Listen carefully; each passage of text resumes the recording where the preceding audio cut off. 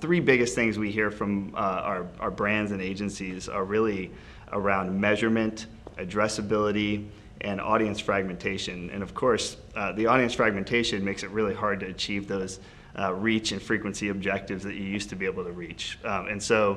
I think Yahoo's both well-positioned and committed to addressing these challenges and driving a lot of value for marketers in the process. And I'll give you a few examples. So on the measurement side, we're really investing in cross-channel measurement that bridges the gap between linear and digital. So you can start to understand things like cross-channel reach and frequency, and where in connected TV am I achieving incremental reach to linear. In the process, we've also kind of formed some unique partnerships with data companies in the TV space to drive value. And then on the audience fragmentation challenge, it's a mess, right? Audiences are all over the place in connected TV, and the sales channels into CTV supply are many, right? There's a lot of different ownership of the same supply in TV. So marketers can't go at it scattershot anymore. They need tools, okay? And so we've invested in tools to help understand, where strategic audience segments are across the CTV supply landscape and where to find that incremental reach to linear. And we've also, kind of developed strategies to, once your campaigns are live, make the dollars work harder toward reaching incremental audiences. And then on the addressability side, many people don't realize this, but Yahoo's actually the third largest online destination, period. And so we have a tremendous amount of first-party direct consumer relationships, and that powers an identity graph. And there's a lot of use cases for that. So on the sell side, we've developed Connect ID, and so we have over 3,000 publisher domains that have adopted Connect ID to enable addressability on their own supply. And on the buy side, identity really powers everything we do in a TV space, from audience targeting to frequency capping, but really this household to people resolution as well, which creates this kind of omnichannel interoperability. So if you want to do things like frequency cap across CTV and other channels, or measure impact across channels. So really looking at TV as part of a broader omnichannel approach, and not just buying TV in a silo. All right, great. Now, how does Yahoo help brands activate upfronts? Yeah, so $4.5 billion in 2021, and CTV spend was committed during the upfronts. And traditionally, that's been bought on an IO basis.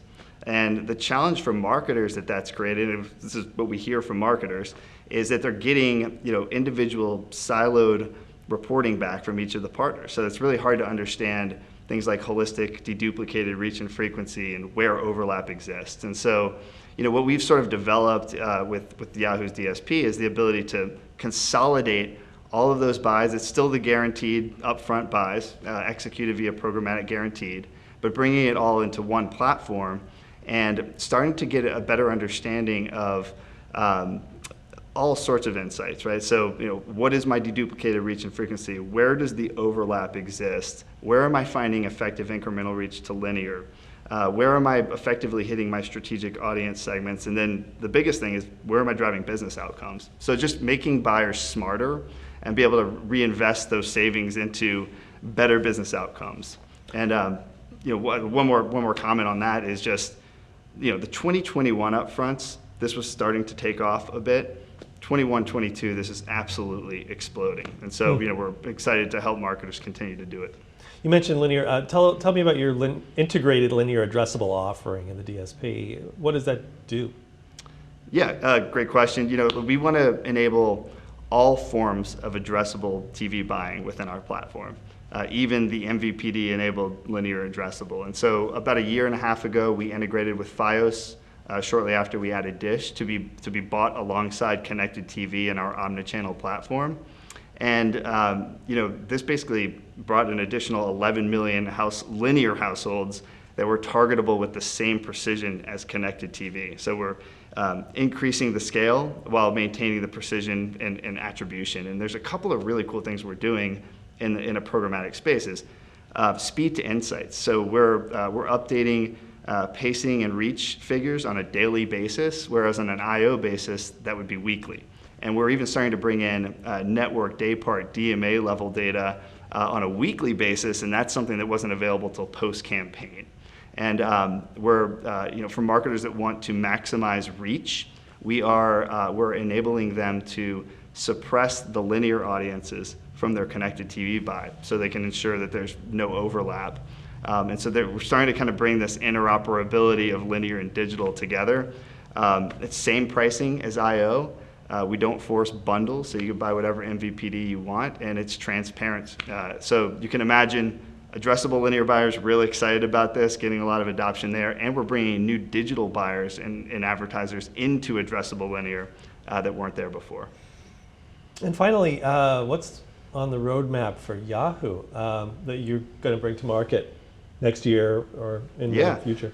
Yeah. Look, I think you're going to see, first and foremost, Yahoo is going to be investing in planning and measurement enhancements. So really just getting more specific about where do I need to buy across the CTV supply landscape? How am I doing across more metrics based on what's valuable to me?